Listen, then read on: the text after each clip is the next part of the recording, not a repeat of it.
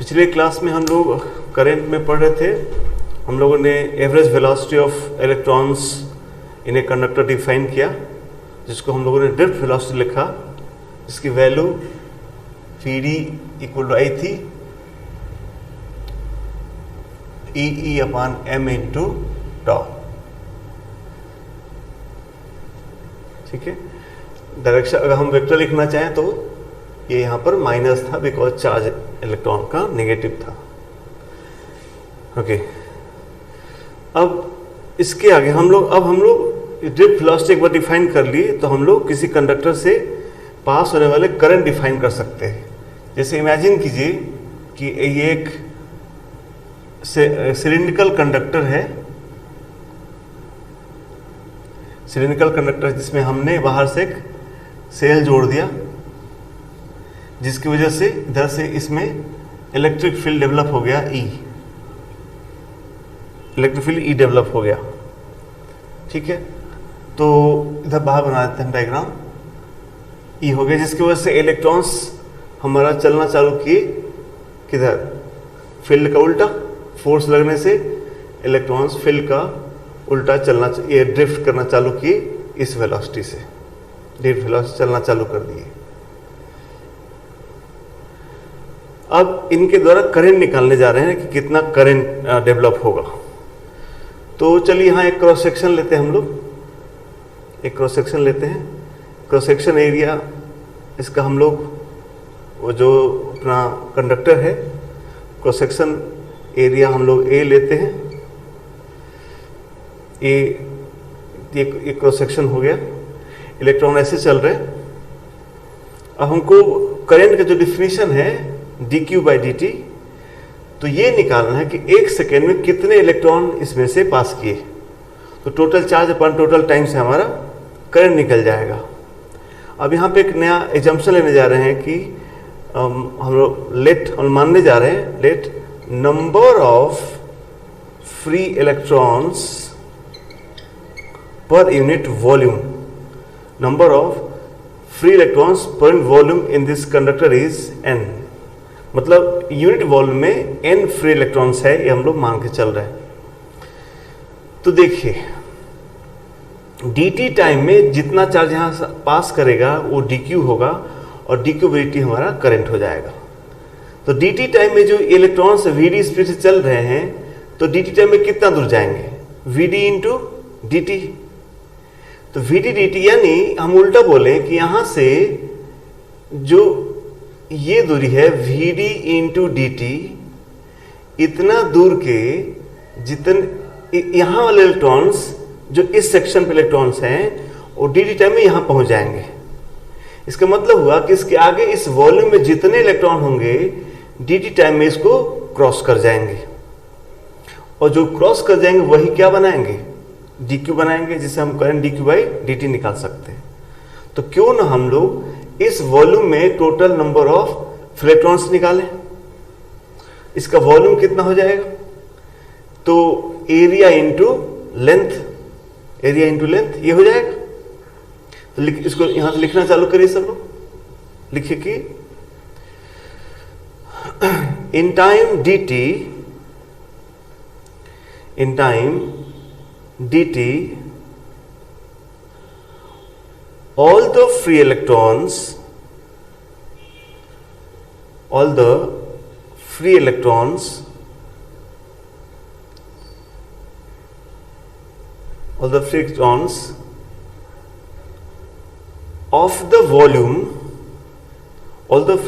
of the volume A into Vd dt, A into dl लिख देते हैं। चलिए A into dl that is कितना, A into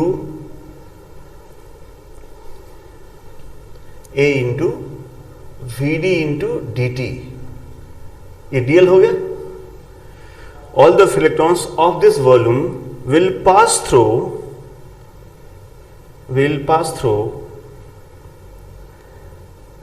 the cross section area, the shaded लिख दीजिए, the shaded cross section area, the shaded cross section area. ठीक बात। In time dt, in time dt,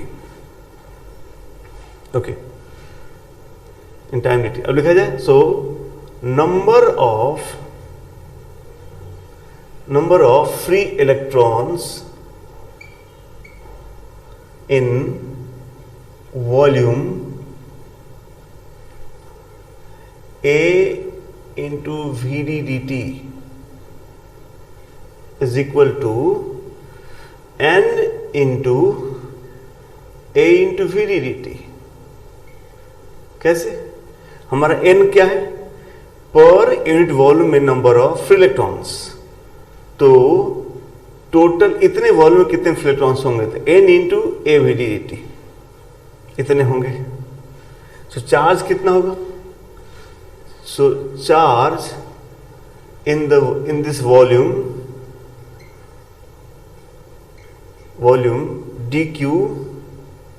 dq is equal to, तो इतने electron से तो total charge कितना होगा? तो इतने इलेक्ट्रॉन में उनके इलेक्ट्रॉनिक चार्ज का मल्टीप्लाई कर देंगे, हो जाएगा Na Vd dt इंटू क्या E। इतने क्या हो गए? इतने हमारे पास इतना चार्ज हो गया। सो इतना ही चार्ज डी टाइम इसको पास किया। सो करंट कितना होगा? So current flowing through the conductor I is equal to dq by dt is equal to Na Vd dt into E upon dt, that is I equal to N E A Vd, N E A Vd। तो ये formula हम लोगों ने derive किया कि किसी conductor से होके कितनी करंट बहती है, I equal to N E A Vd। यहाँ पे हर चीज आपको क्लियर है। N है number of electrons per unit volume, E है इलेक्ट्रॉनिक चार्ज, A है क्रॉस सेक्शन एरिया और Vd है drift velocity.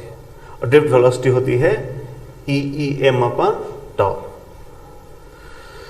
So this is ये फॉर्मूला हम लोग को बन गया करंट में। पहली बार हम लोग पढ़े बहुत तरीके के अलग अलग मीडियम में अलग अलग चार्ज कैरियर्स होते हैं, बट कंडक्टर में ये फॉर्मूला करंट का नहीं हुआ, कहीं भी करंट का नहीं हुआ। अलग अलग चैप्टर में अलग अलग मटेरियल में अलग अलग फॉर्मूला होगा। ये फॉर्मूला सिर्फ किस में लगेगा? कंडक्टर्स में। हम यहाँ फिर से लिखते हैं ओनली फॉर कंडक्टर्स। ये फॉर्मूला सिर्फ कंडक्टर्स में लगेगा, I equal to NEA Vd। Okay, अब इसको हम लोग थोड़ा सा और आगे बढ़ाएंगे।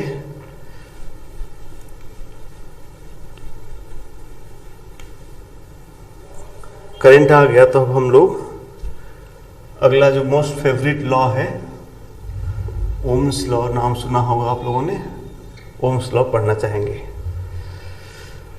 ओके, देखिए ओम्स लॉ पढ़ने से पहले हम लोग कुछ डिफिनीशंस है जिस पे ध्यान दें हम लोग। पहला डिफिनीशन है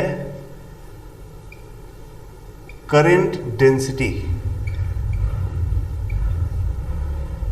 करंट डेंसिटी एक डिफिनीशन है, देखिए जे से स्टैंडर्ड नोटेशन है, वो ये वेक्टर क्वांटिटी है। डिफाइन किया जा रहा है, ऐसा वेक्टर हम डिफाइन कर रहे हैं। एक्चुअली हम लोग बात हुई थी करंट में मैग्नीट्यूड और डायरेक्शन होने के बावजूद भी एक ये वेक्टर क्वांटिटी नहीं है, स्केलर है। तो हम लोग से करस्पॉन्डिंग एक वेक्टर डिफाइन करने जा रहे हैं।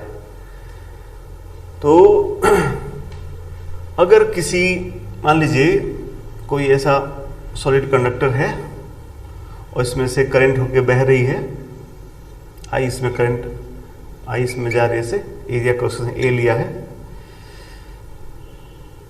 तो इस पे एक हम लोग एरिया क्रॉस सेक्शन लिए उसके अंदर में ऐसा, और इससे भी सेम करंट बह रही होगी। तो जे वेक्टर डिफाइन करते हैं, ऐसा एक वेक्टर है इसका मैग्नीट्यूड होता है करंट पर यूनिट एरिया। ऐसा हम लोग उसका मैग्नीट्यूड होगा करंट पर यूनिट एरिया। जैसे यहां से आई करंट जा रहा है, इसके एरिया ए है, तो यहां होगा आई अपॉन ए। इसी को हम लोग करंट डेंसिटी वर्ड कहेंगे, जो करंट डेंसिटी मतलब होगा करंट पर यूनिट एरिया। ठीक है। अच्छा, अब वेक्टर द डायरेक्शन के बारे में बात भी होगी। डायरेक्शन हम लोग वो वीडी वाला ही देना चाहते हैं जिधर ड्रिफ्ट वेलोसिटी जा रहा है। हम लोग ये देखिए, हमने करंट का डायरेक्शन लिखा है ऐसे, यानी इलेक्ट्रॉन इधर जा रहे होंगे, ठीक बात है। और इलेक्ट्रॉन इधर जा रहे हैं यानी इलेक्ट्रिक फील्ड इधर लगा होगा, ठीक है। जिधर इलेक्ट्रिक फील्ड लगता है उसका उल्टा इलेक्ट्रॉन चलते हैं। और हम लोगों ने करंट का डायरेक्शन के बारे में बात किया था। करंट का डायरेक्शन इसमें नेगेटिव चार्ज भी चलते हैं, पॉजिटिव चार्ज भी चलते हैं। तो कन्वेंशन के हिसाब से पॉजिटिव चार्ज के चलने की दिशा को ही इंटरनेशनली हम लोगों ने करंट का डायरेक्शन कह रखा है। इसलिए करंट का डायरेक्शन जिधर ई है उधर ही होगा, और जिधर ई होगा उधर वीडी होगा, ड्रिफ्ट वेलोसिटी होगा। ई के अलॉन्ग, डायरेक्शन के अलॉन्ग बात कर सकते हैं। तो जो ये ई है उसी के अलॉन्ग जे डिफाइन हुआ एक तरीके से, ठीक है। अब हम लोग एक काम करते हैं, इससे निकालते हैं। जैसे हम लोग इस क्रॉस सेक्शन में यूनिफॉर्म क्रॉस सेक्शन है, तो ये फॉर्मूला यहाँ वैलिड है। यहां से अगर हम जे निकालें, जे की वैल्यू अगर यहां से निकालते हैं मैग्नीट्यूड, तो आई अपान ए जो होगा वो कितना हो जाएगा? आई अपान ए हो जाएगा कितना? N E into V D. V D की वैल्यू पुट करते हैं, अभी हम लोग पढ़े हैं N E into V D होता है A into tau. We D की वैल्यू भूलने का कोई सवाल नहीं है। जो बच्चा ऐसे याद करता है v, मैंने कहा भी था v equal u plus a T, ये अगर याद है तो आपको वी डी याद है। v equal u plus a t, u zero था याद होगा, average initial velocity. A acceleration है इलेक्ट्रॉन का, टी क्या है? एवरेज टाइम है। Average velocity equal to average acceleration average time. Average acceleration सबका सेम है बिकॉज सबका एक्सेलरेशन सेम है, क्यू ई अपन एम। तो q e upon m into tau, इसलिए कभी ये भूलेगा नहीं, a tau, we d equal to a tau, ठीक है। ऐसा हो गया। तो जिसको जरा और समराइज करते तो हो जाएगा N E square tau upon M into क्या? ई। अब हम चाहे तो डायरेक्शन लगा सकते हैं। हम लोगों ने कहा है कि जिधर वीडी मतलब इलेक्ट्रॉनों का वेलोसिटी ही लिया जा रहा है, ड्रिफ्ट वेलोसिटी डिफाइन किया जा रहा है, जो किधर होता है ई के अलॉन्ग। अगेन यहाँ कंफ्यूजन नहीं होना है। हम अब हम करंट के डायरेक्शन में मतलब पॉजिटिव चार्ज चलने के डायरेक्शन में बात कर रहे हैं। ये नहीं कि सोचना है कि इलेक्ट्रॉन तो सब उल्टा चलते थे, पर इलेक्ट्रॉनों को चलने की दिशा को करंट की दिशा नहीं कहा जाता है। हम लोग करंट का डायरेक्शन ले रहे हैं, यानी इलेक्ट्रॉन इधर चले तो इसका एनालॉग लेते हैं। वैसे तो कंडक्टर में कभी पॉजिटिव चार्ज चलेगा ही नहीं, चलेगा तो सिर्फ इलेक्ट्रॉन्स, बिकॉज उसमें क्या है? फिक्स्ड आयंस है, फिक्स्ड मेटल आपके एटम्स पड़े हुए हैं, वो तो नहीं चलते। प्रोटॉन तो कभी नहीं चलते। तो हम लोगों ने एनालॉग लिया है। आई चलने की दिशा मतलब इसके चलने का उल्टा दिशा, करंट इलेक्ट्रॉन के चलने का उल्टा दिशा। तो हम लोग वीडी इधर ही मान के चल रहे हैं, ठीक है। जब कोई पूछेगा कि इलेक्ट्रॉनों का ड्रिफ्ट वेलोसिटी किधर है, तो सही चीज बताइएगा कि फील्ड का उल्टा। तो वीडी ऐसा ई लगा दिया। तो ये भी हम जे को भी क्या लग सकते हैं? ई लिख सकते हैं। ऐसा ये डिफाइन कर रहे हैं हम लोग, ध्यान रहे, परेशान नहीं होना कि सर वीडी ऐसा था। ये हम लोग करंट डायरेक्शन डिफाइन कर रहे, जे डिफाइन कर रहे हैं, ऐसा, ठीक है। अब ये क्वांटिटी देखिए, N E square tau M, N number of electron से point volume, E electronic charge है, टाउ दो सक्सेसिव कोलिजन का भी एवरेज टाइम पीरियड है, और एम है इलेक्ट्रॉन का मास। तो किसी एक फिक्स टेम्परेचर पर अगर हम कंडक्टर का टेम्परेचर ना बदलें तो ये क्वांटिटीज कांस्टेंट रहेंगी। कौन कौन? एन कांस्टेंट रहेगा, लेकिन ध्यान रखना एन बदल सकता है। कैसे? कंडक्टर को अगर हम हीटिंग कर देंगे, कंडक्टर में टेम्परेचर बढ़ा देंगे अगर, तो क्या होगा? उसमें और ज़्यादा इलेक्ट्रॉन पैदा हो जाएंगे। तो इलेक्ट्रॉन ज़्यादा तो एन की वैल्यू बढ़ जाएगा। तो एन वेरी कर सकता है, वो एन बढ़ेगा तो टाउ घट जाएगा। अगर ज़्यादा इलेक्ट्रॉन्स आ गए तो कोलिजन और जल्दी हो जाएगा। तो तो ये n बदलने से टाउ n बढ़ेगा तो टाउ घटेगा। तो ये तो वेरिएबल चीज हो गया, लेकिन ये पूरी क्वांटिटी कब नहीं बदलेगी, जब कंडक्टर का टेम्परेचर कांस्टेंट रहेगा। At constant temperature this quantity will remain constant.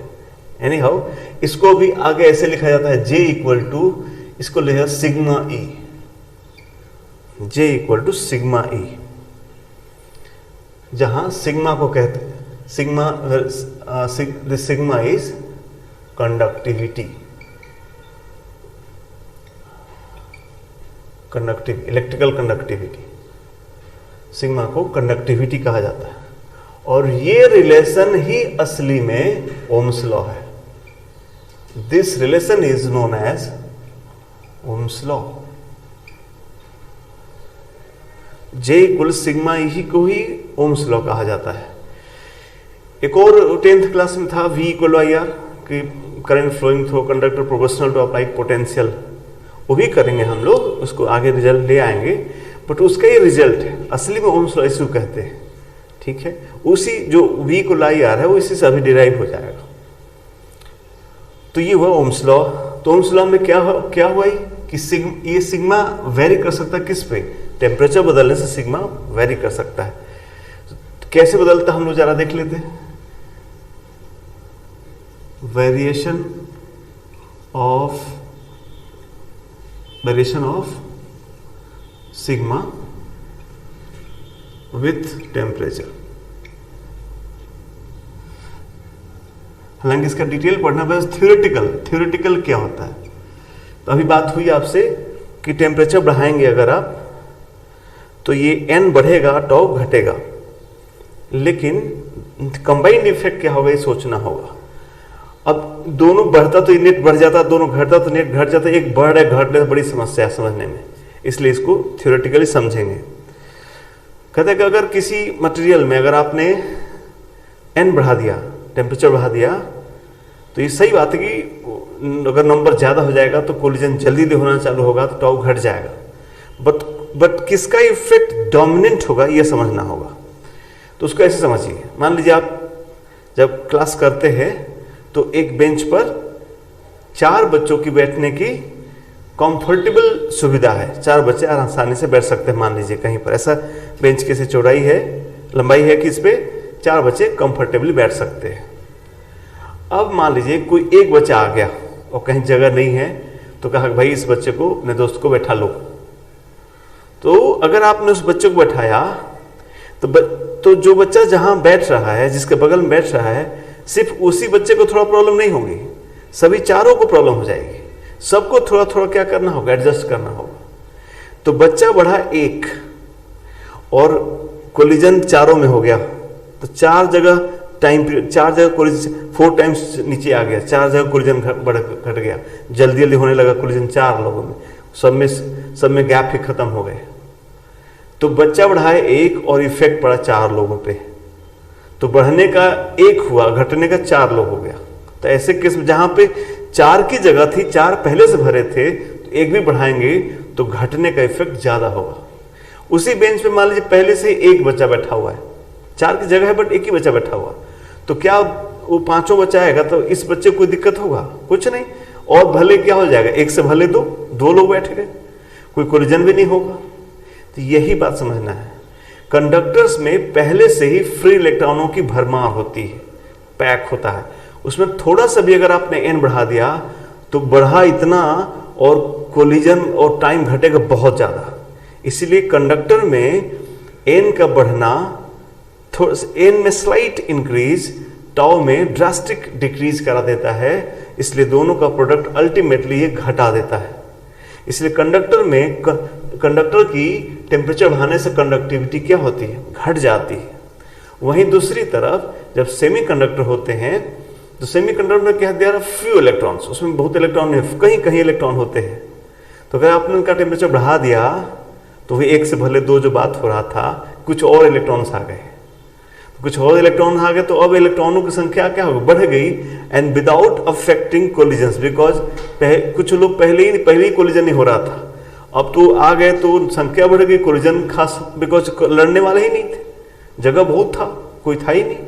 तो n बढ़ गया, कोलिजन में कोई खास चेंज नहीं हुआ। तो सेमीकंडक्टर्स में टेम्परेचर बढ़ाएंगे तो n का बढ़ने का इफेक्ट डोमिनेंट हो जाता है, इसलिए वहां कंडक्टिविटी बढ़ जाती है। ठीक है, तो यही चीज है, इसको आप नोट करिए, स्कूल एग्जाम में आता है ये स्टेटमेंट, लिखने को नोट कीजिए। देखिए कि if we increase the temperature, if we increase the temperature of a conductor,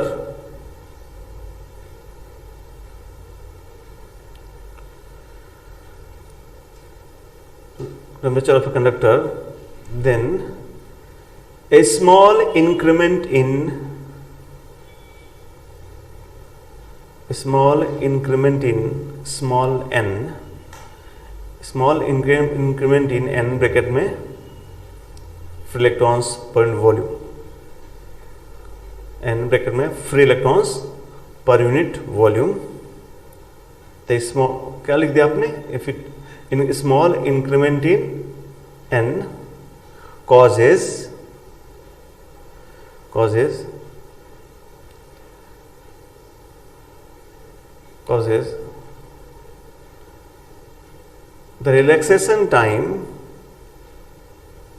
causes the relaxation time to decrease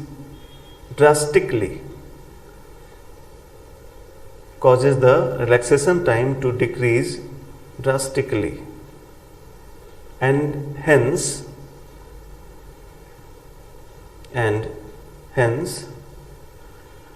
the net effect is, and hence the net effect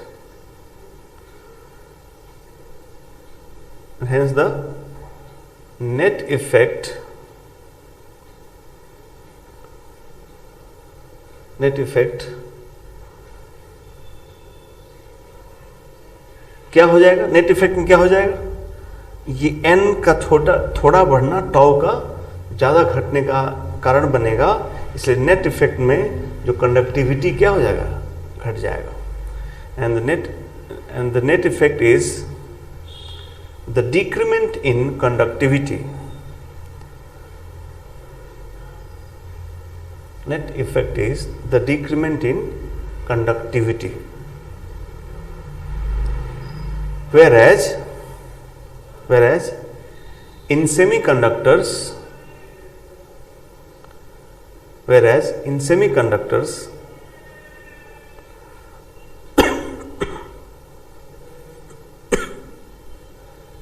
if we increase the temperature,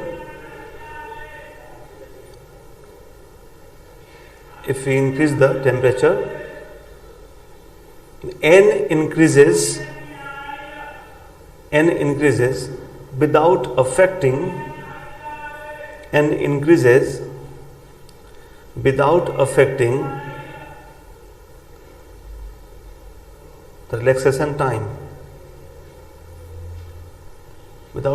the relaxation time, and hence its conductivity increases.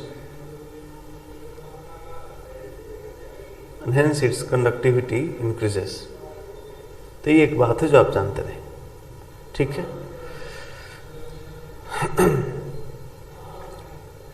अब हम लोग इसी को, वो जो V को IRF वाला form है वो लाने की कोशिश करेंगे। चलिए, तो ये हमारा वायर था ऐसा,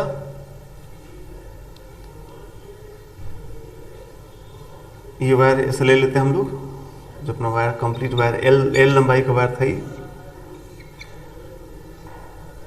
तो जो I हम लोग जो ये J निकाले हैं, ये I निकाले हैं, इससे भी लिख सकते हैं हम लोग, ये वैल्यू निकाले हम लोग I अपने से, I को तो रखना ही चाहते हैं, तो फिर से इसको लिखते हैं। I इक्वल टू क्या हो गया, NEAVD था कितना, एक्सलेशन ऑफ इनटू टाइम। ये जो वैल्यू यहाँ लिखे थे फिर से वापस लिखे हैं, और इसको ऐसे लिखते हैं, I equal to NE² A upon M into tau, जो था टाउ पर है, और E जो लिखे थे हम लोग,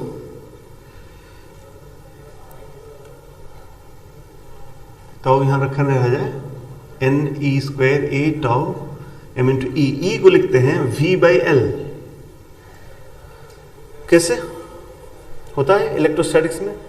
dV equal to E dot D R, E equal to dV/dr।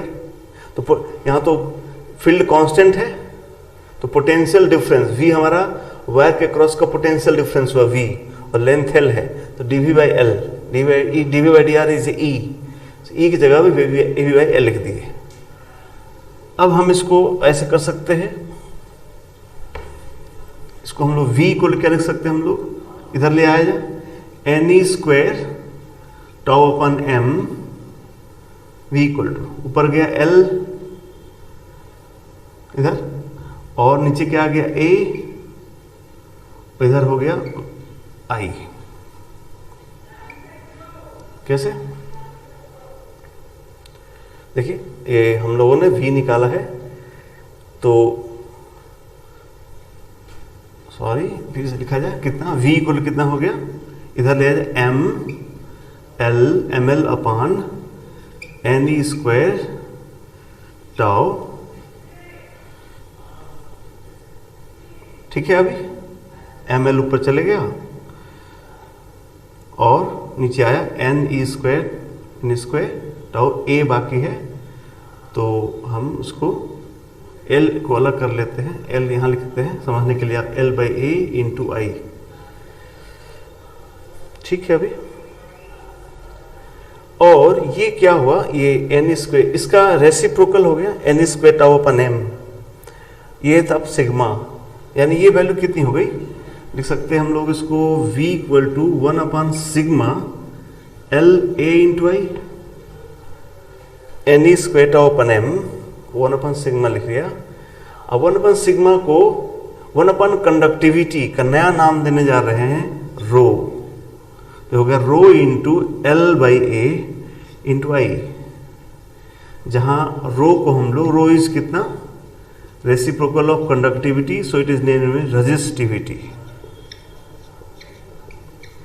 Conduction का oppose resistance that resistivity. So this V equal becomes rho L/A into I, and इसको एक कांस्टेंट नाम दे रहे हैं R into I, बिकॉज अगर किसी conductor का अगर हम टेम्परेचर ना बदले तो सिग्मा नहीं बदलेगा, तो रो नहीं बदलेगा, टेम्परेचर नहीं बदले, लेंथ भी नहीं बदलेगा, एरिया भी नहीं बदलेगा। तो रो L/A को हम लोग क्या लिख दिए, R, वेयर कितना, R इज इक्वल टू कितना, रो L/A। अब जानते होंगे ये फॉर्मूला, इसको एक नया नाम दिया हम लोग resistance, rho L/A is called resistance.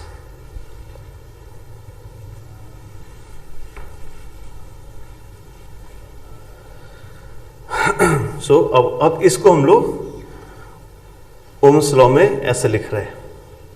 अब R कांस्टेंट होने के लिए क्या क्या शर्त हो गया कि R will be constant if क्या क्या, ये तीनों ही R में जो तीनों क्वांटिटी है, जो रो है, जो L है और A है, तीनों ही टेम्परेचर से बदलने वाली चीज है। टेम्परेचर से ये सिग्मा और रो कैसे बदलेगा, अभी आपने यहाँ नोट लिखा कंडक्टर के लिए।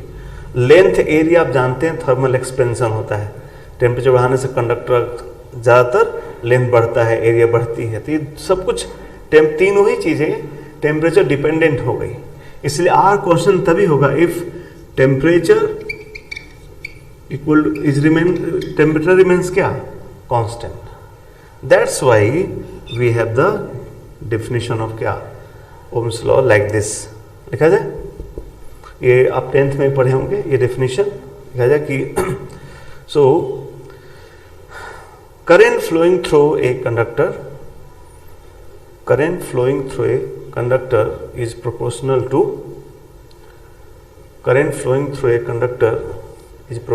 to the potential difference. Current flowing through a conductor is proportional to the potential difference applied across it. Current flowing through a conductor is proportional to the potential difference applied across it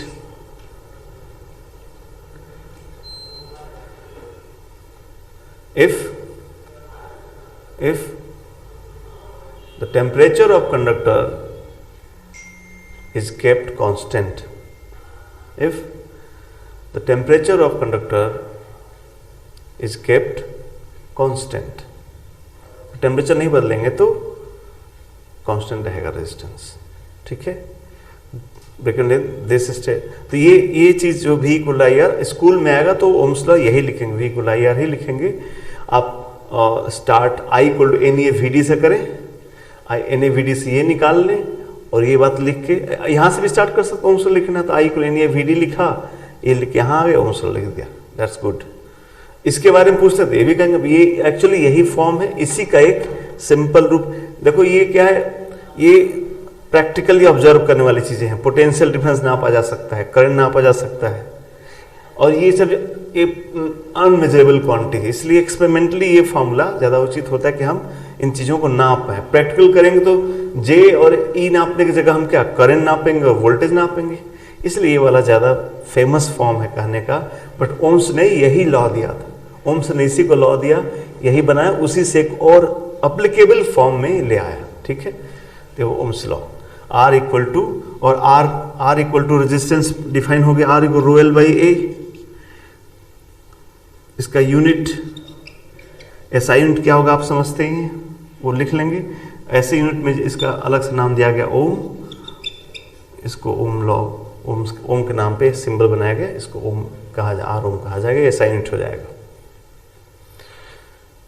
अब इसी का use हम लोग पढ़ना है, resistance के बारे में पढ़ना है, और रेजिस्टेंसेस जोड़ना, करंट कहना, पोटेंशियल डिफरेंस होना, ये सब चीज़ें इसी पे हम लोग आगे पढ़ेंगे। एक चीज़ है इंपॉर्टेंट जो हम आपको बता देना चाहते हैं, वो देखिए, यहाँ लिखिए, नोट करके अलग से नोट लिखिए, नोट करके लिखिए।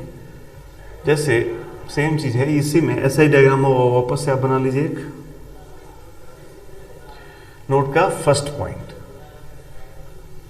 करंट डेंसिटी, ये सब के बारे में थोड़ा सा नोट लिख के, नोट का फर्स्ट पॉइंट लिखिए कि ऐसे कोई कंडक्टर है, आगे जाके उसको हमने उसका क्रॉस सेक्शन का ऐसा स्लैंट तिरछे काट दिया, स्लैंट क्रॉस सेक्शन काट दिया सा, ठीक है। तो यहां भी तो ऐसे ही निकल रहे होंगे इलेक्ट्रॉन्स, तो चलना होता, हमने ऐसा एक क्रॉस सेक्शन था, ये आगे भी रॉड है, हमने कटा हुआ समझा इसको, ऐसा समझिए आप।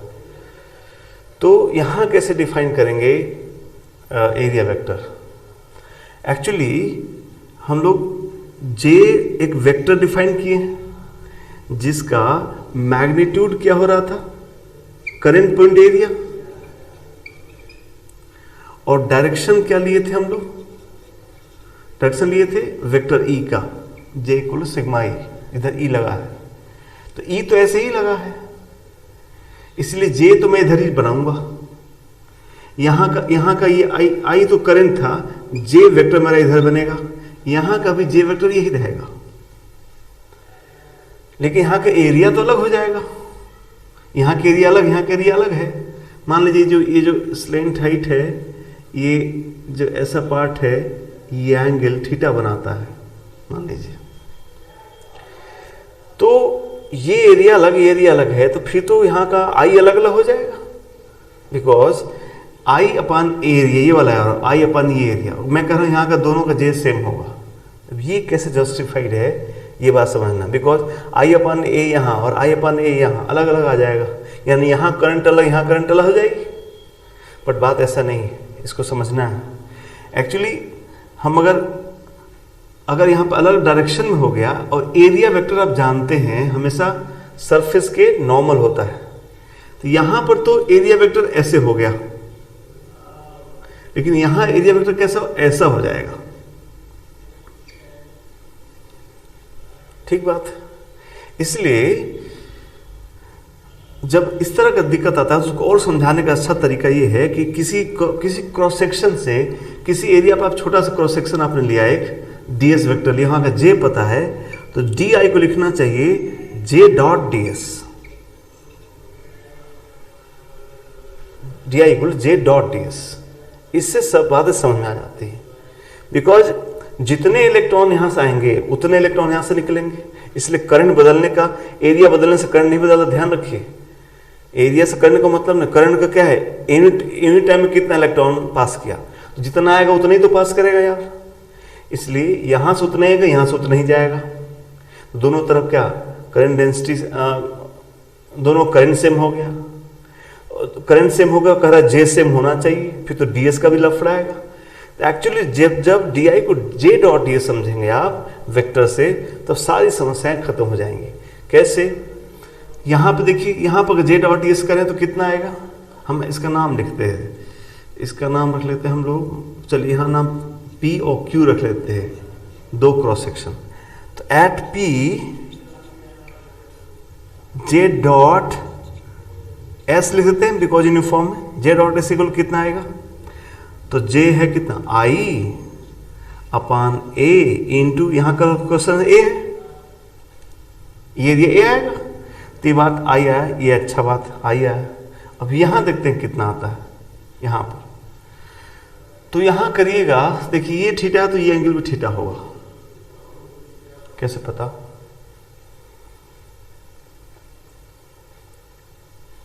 नहीं ये थीटा नहीं होगा, इस पे नॉर्मल है तो ये 90 में थीटा हो जाएगा।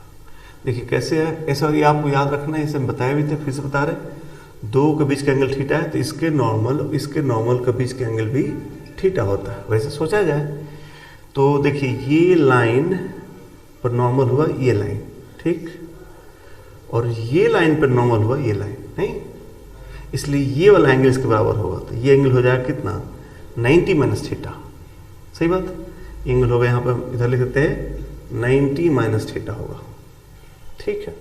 चलिए तो जरा जे डॉट इस यहाँ का एट क्यू करते हैं, तो at Q J dot S equal to क्या होगा, तो जे तो पहले जैसा ही रहेगा, आई अपन एरिया होता है, लेकिन इसको ओपन करते हैं जरा, लेकिन आई अपन एरिया नहीं समझ में आ रहा तो ओपन करते, तो क्या हो जाएगा जे S cos 90 minus theta, dot product ये एस अब अपना कौन है, ये वाला है एस, ध्यान रखना है, वो ए नहीं है, ए तो ये होगा, ये हिस्सा ए होगा ना, ये वाला ये अलग होगा, ओके। तो ये कितना हो जाएगा यहां से जे एस साइन थीटा, सही बात।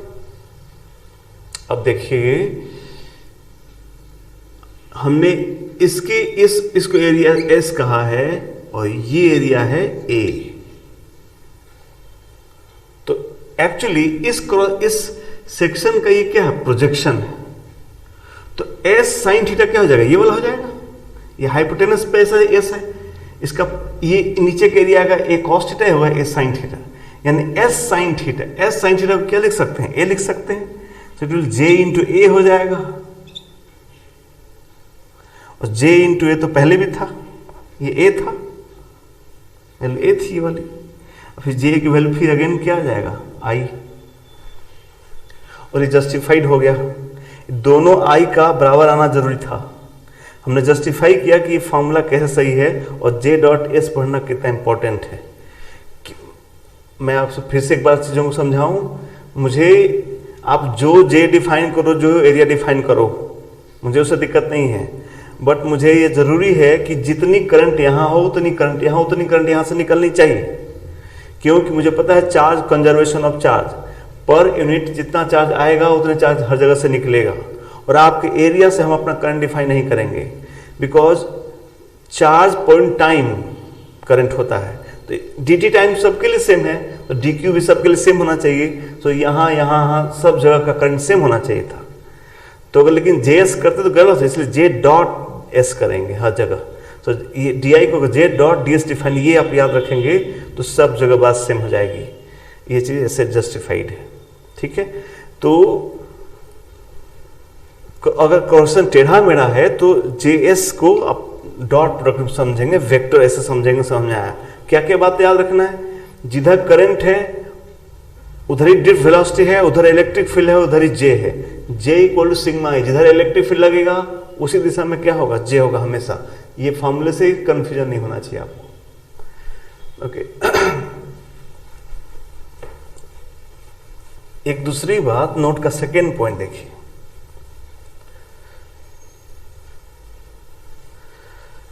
दूसरा बात कहे कि आपसे मान लीजिए नोट का ये पॉइंट 1 हुआ, ये पॉइंट 2। कहा कि एक ऐसा कंटेनर है जिसका क्रॉस सेक्शन वेरिएबल है, आगे ऐसा और ये और पतला हो गया, मान लीजिए ऐसा, यहां बहुत चौड़ा हो गया।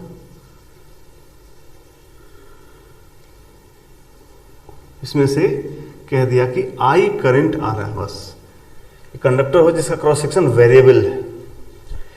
इसका नाम रख लेते हैं, इस क्रॉस सेक्शन का नाम रहेगा ए, इस क्रॉस सेक्शन का बी, और इसका नाम रहेगा सी। तो आपसे यहां से आई करंट आ रहा है कह दिया। अभी तो ये यूनिफॉर्म था ना, वेरिएबल एरिया होगा तो क्या करेगा, तो पूछेगा आपसे कि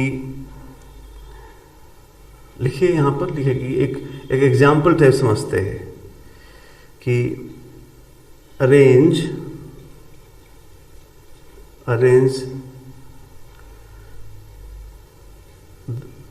क्या क्या, पहला आई, दूसरा ड्रिफ्ट वेलोसिटी, तीसरा इलेक्ट्रिक फील्ड, चौथा जे and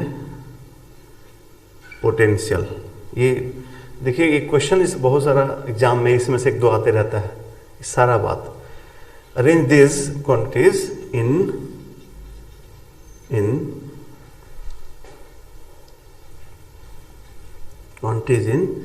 increasing order for points A, B and सी।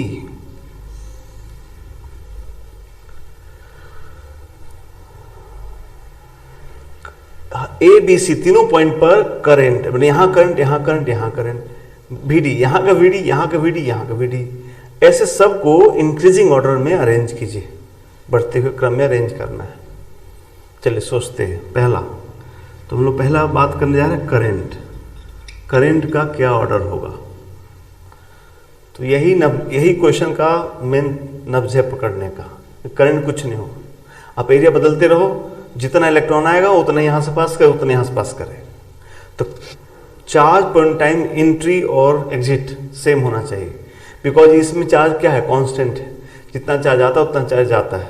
ठीक है, ध्यान रखना है, एक स्टेटमेंट बोलने जा रहा है, ध्यान रखना है। किसी कंडक्टर में अगर करंट बहता है तो उस कंडक्टर पर नेट चार्ज में कोई फर्क नहीं पड़ता, जितना चार्ज आएगा उतना चार्ज निकल जाता है।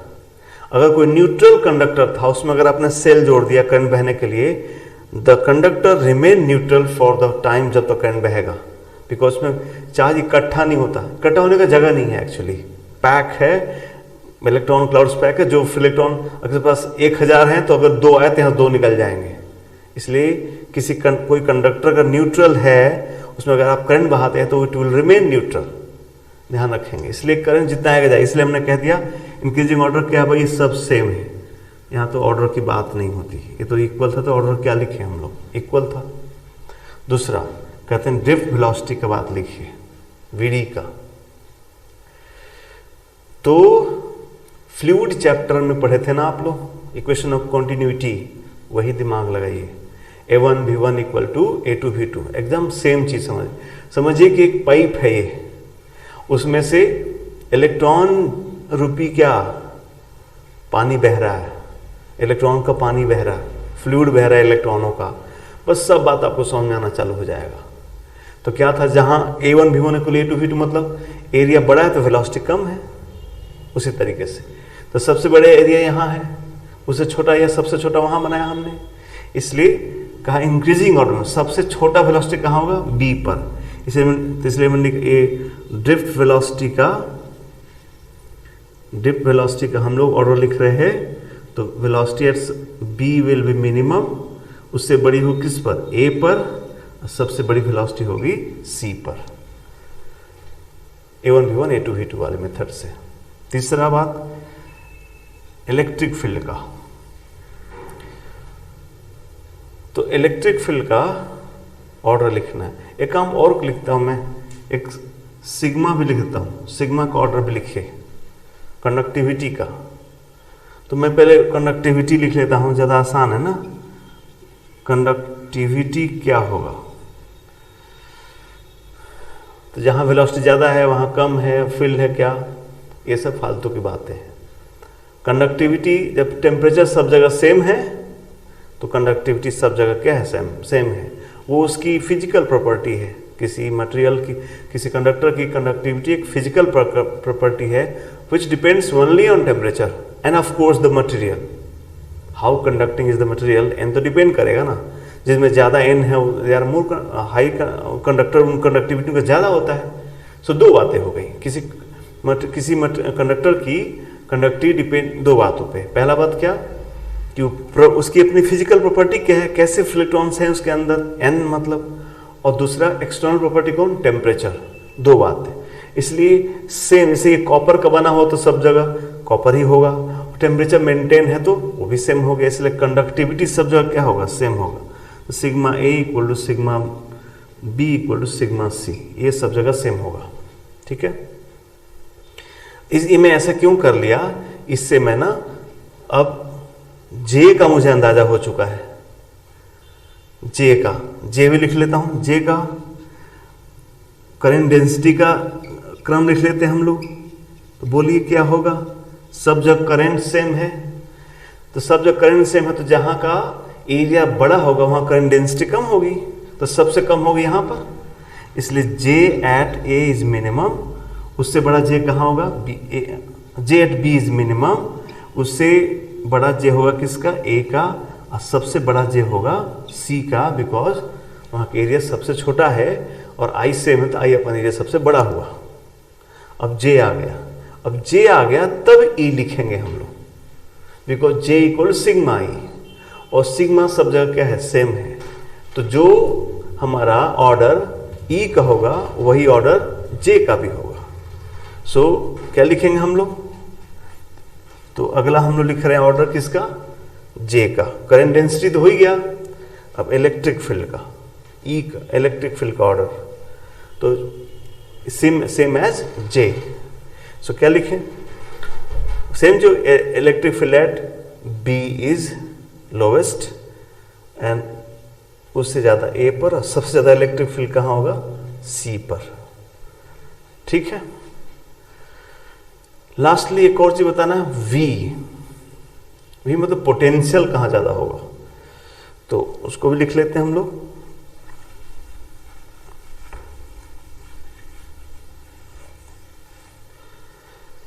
पोटेंशियल कहां ज्यादा होगा, तो हम A B C D E F, potential.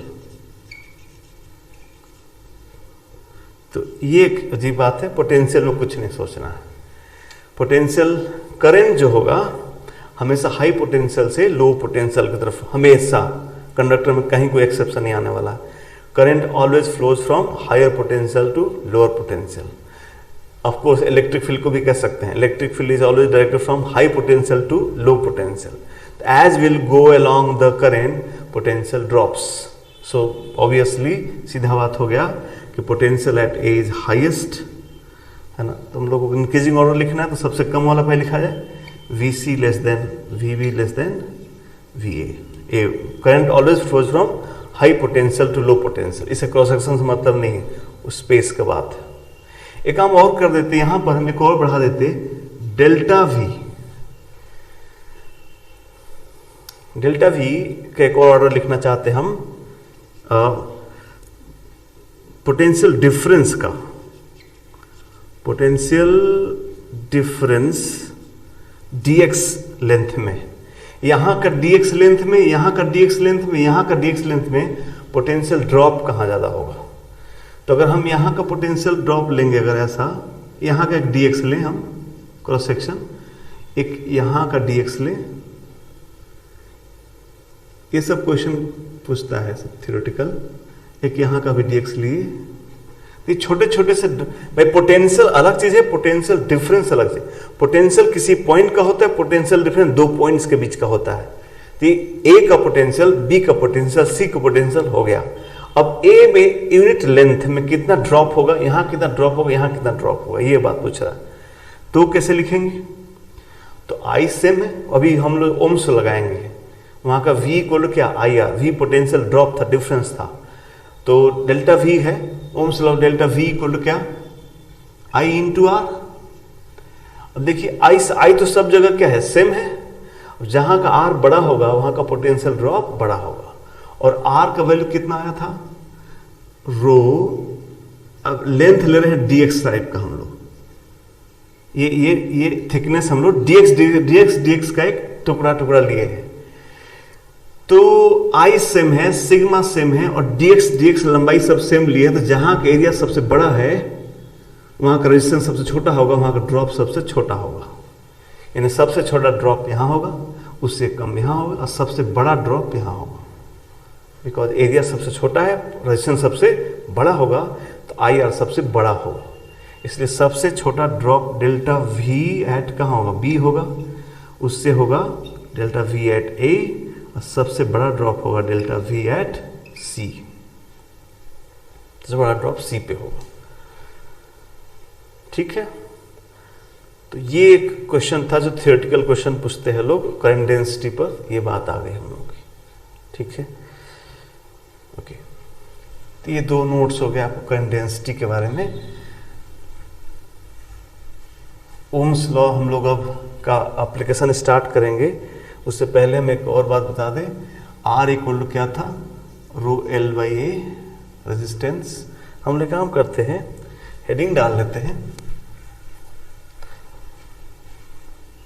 Heading एक डाल लेते नया हम लोग रेजिस्टेंस का ही, रेजिस्टेंस ऑफ ए कंडक्टर। किसी कंडक्टर के रेजिस्टेंस के बारे में ही मेन पढ़ाई कर लेते हैं, फिर ओम्स लॉ पढ़ेंगे। तो अगर पहला बात, अगर एक यूनिफॉर्म क्रॉस सेक्शन है, यूनिफॉर्म क्रॉस सेक्शन है, तब तो ठीक है, R इक्वल टू आ जाएगा रो L बाई ए। L लंबाई हो गई या क्रॉस सेक्शन होगा। बट इस तरह कुछ वेरिएबल क्रॉस सेक्शन का हो गया फिर बड़ा मुश्किल हो जाएगा, उसको भी पढ़ेंगे हम लोग।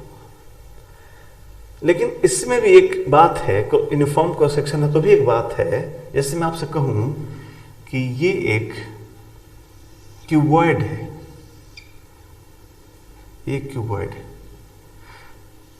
जिसका तीनों डायमेंशन दिया हुआ है हम लोग को, और इसका कंडक्टिविटी भी दे रखा है।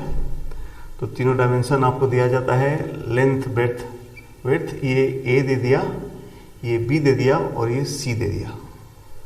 ये क्रॉस सेक्शन हुआ इसका, इधर से ऐसा।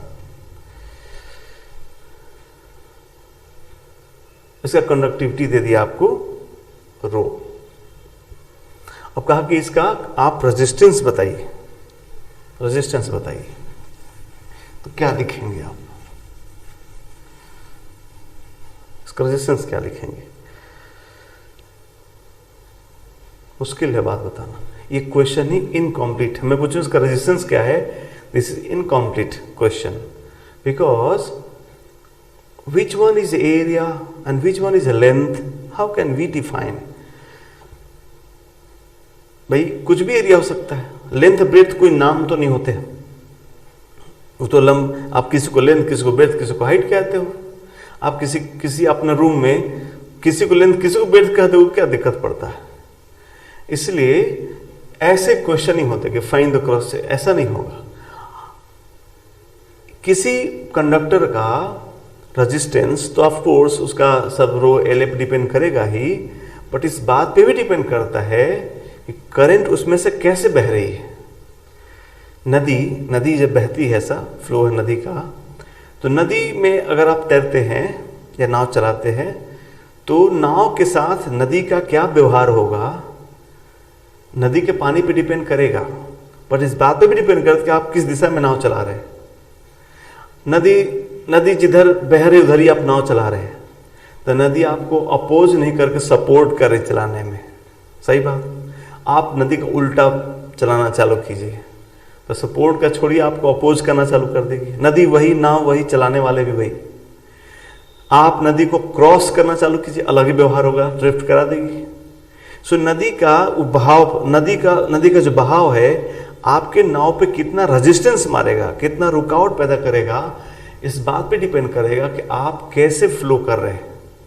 सो किसी क्वेश्चन में रेजिस्टेंस से पूछेगा तो दे विल मेंशन कि बहाव किधर है, तब आप डिफाइन करेंगे लेंथ ब्रेड्थ एरिया। बहाव के लॉन्ग जितना दूर चलना है, दूरी कवर करना है, वो है लेंथ। अब बहाव के परपेंडिकुलर जो सेक्शन है उसका एरिया ए लेना है।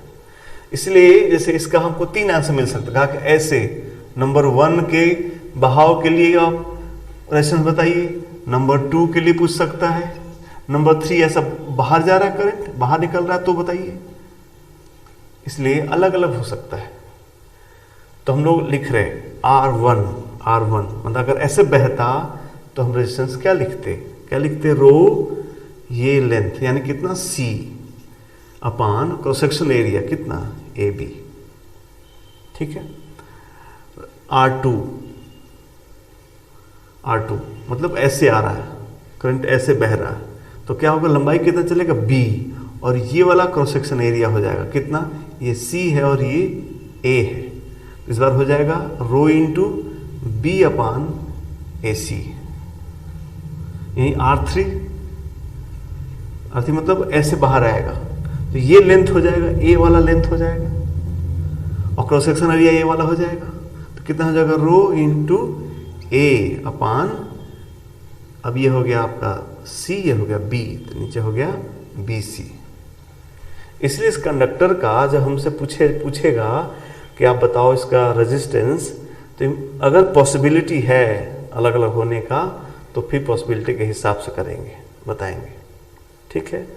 जैसे एक और एग्जांपल हम यहाँ देना चाहेंगे दूसरा इसके साथ साथ, कि कहा कि जैसे ये देखिए, ये एक हॉलो सिलेंडर है,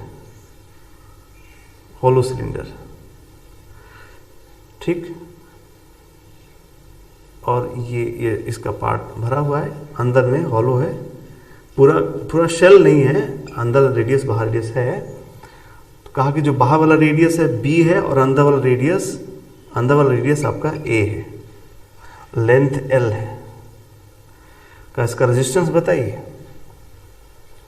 तो अब क्या करेंगे, अब इसमें भी 2 क्वेश्चन बनता है, इसमें भी रेजिस्टेंस का दो क्वेश्चन बनता है।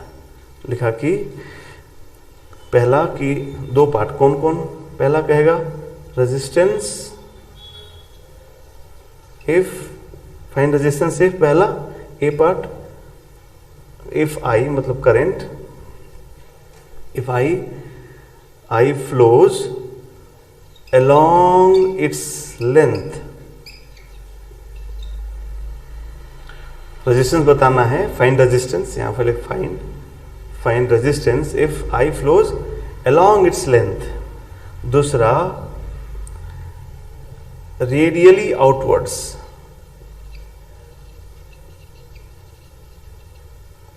दो बातें हो सकती है, क्योंकि इसका आप रेजिस्टेंस बताइए, अगर इसके अलॉन्ग करंट बह रहा तो, ऐसा रेडियली बाहर जा रहा तो, रेडियली बाहर जा रहा तो क्या क्या होगा आंसर, कैसे इसका आंसर लिख दिया जाए। तो पहला पार्ट जब अलॉन्ग लेंथ होगा तो R इक्वल हो जाएगा रो L A, रो L लंबाई, इसके अलॉन्ग चलना था, लेंथ कितना चलना है L, एरिया, अरे हवा का तो लिखेंगे नहीं, मेटल का लिखेंगे तो एरिया वही लिखेंगे बस। तो क्या लिखेंगे, area pi B² minus A², जिसमें वो करंट बह रहा होगा। और बी पार्ट का रेडियली अवे, तो इसमें आपको कैलकुलस लगाना पड़ जाएगा। एक इसका हमने क्रॉस सेक्शन बना लिया, ये जो इधर से देखने से क्रॉस सेक्शन ऐसा हुआ ही। अब करंट कैसे जा रहा है, ऐसे करंट जा रहा है, रेडियली बाहर, ऐसे बाहर चल रहा है। अब जब बाहर चलेगा तो क्या होगा, इसका रेडियस वेरी करते जाएगा, पहले से रेडियस बढ़ते जाएगा ऐसा। तो रेडियस वेरिएबल हो गया तो कैलकुलस यूज करना पड़ेगा आपको। यहाँ में आपको एक ऐसा एक एलिमेंट लेना पड़ेगा, ऐसा ये एलिमेंट लेना होगा आपको। ये एलिमेंट देख रहे हैं, इसका ये इस एलिमेंट का ये जो रेडियस हुआ x, एलिमेंट का थिकनेस हुआ dx, थिकनेस हुआ dx, ये हुआ x रेडियस का और dx थिकनेस का एक एलिमेंट लिया। कैसा एलिमेंट हो, ये बाहर की तरफ है, इसकी लंबाई l है, एक पाइप की तरह हुई, पाइप जिसकी लंबाई l है, अंदर का रेडियस कितना है x है, थिकनेस dx है। तो अब इस पाइप का हम रेजिस्टेंस पे लिखेंगे dr equal to rho l। अब l ये वाले l नहीं लिखेंगे, करंट ऐसे नहीं चल रही है, ऐसे रेडियली भाग रही है। तो इस पाइप को क्रॉस करने में कितना दूरी चलना होगा, सोचना हो तो कितना चलना होगा dl यानी dx। तो रो इंटू dl की जगह लिखेंगे अब dx इंटू एरिया। तो एरिया अब ऐसे रेडियली तो ये वाला अंदर का एरिया लेना होगा, कर्व एरिया लेना होगा आपको ऐसा। तो कितना हो जाएगा वो 2 पाई x इंटू एल, पाइप का अंदर कर्व एरिया 2 पाई x into L, curve surface area. अब जब आप इसको इंडिकेट करें कहाँ से, अंदर का रेडियस a है और बाहर का b है, a से b तक, तब आपको रेजिस्टेंस मिल जाएगा रो अपान ये 2 पाई एल बाहर आ गया, dx अपान x, इस कितना log x a से b, ठीक है। तो log b बाई a आपका आंसर हो जाएगा। सो फाइनल आंसर आपका हो गया कितना, इसका वैल्यू फाइनल आंसर हो गया यहाँ पर r equal to rho upon 2 pi L ln b by a। ये बात करंट कैसे बह रही है, किधर जा रही है, ध्यान रखना है।